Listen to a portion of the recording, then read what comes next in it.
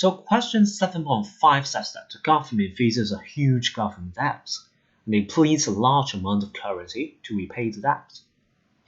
In this case situation, because we have a large amount of currency, that means a large amount of banknotes printed and circulate in the market, then how does it affect the value of banknote? Of course, the value of banknotes would decrease because of a very large supply. And what happens if the value of banknotes decreases? If, say, for example, for an apple, previously you paid $10 to purchase, the value of banknote decreases, and that means the value of the $10 decreases, then you actually need to pay more.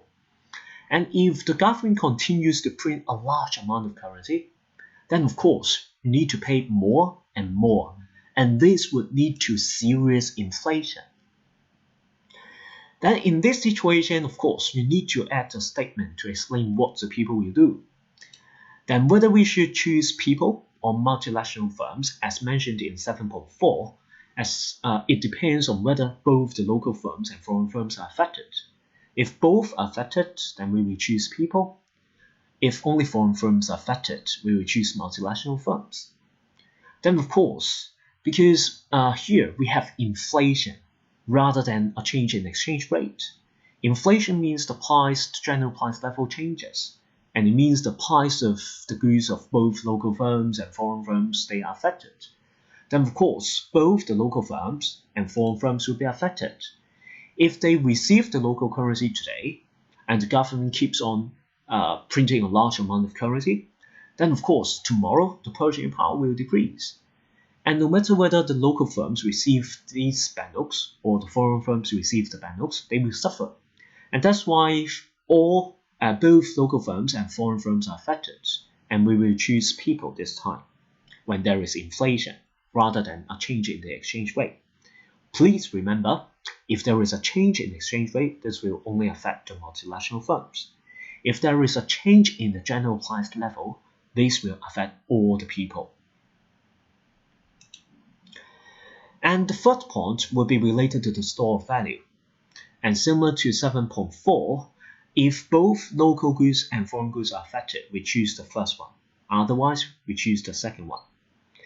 Then if there is inflation rather than a change in the exchange rate, would this be affecting the price of local goods?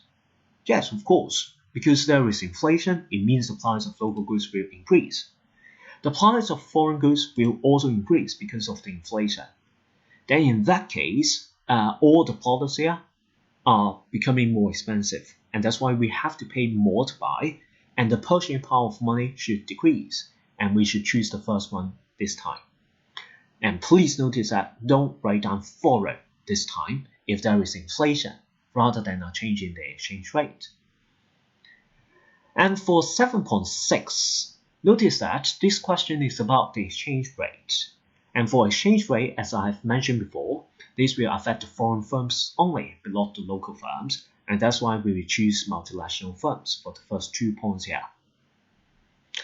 And for the third point, because the exchange rate is becoming very, very, very volatile, it means that if the exchange rate fluctuates a lot, it depreciates a lot and appreciates a lot from time to time. And in this case, we can't answer purchasing power decreases, because when the exchange rate depreciates, then the purchasing power decreases. However, when it appreciates, it increases. And that's why we can't answer this point, and we can't answer store of value this time. What else we can answer is about the future payment.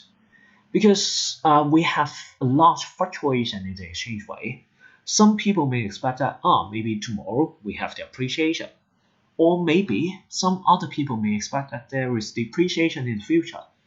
Then in that case, when we set the contract about the future payment, we may take a longer time to agree on the value of the future payment.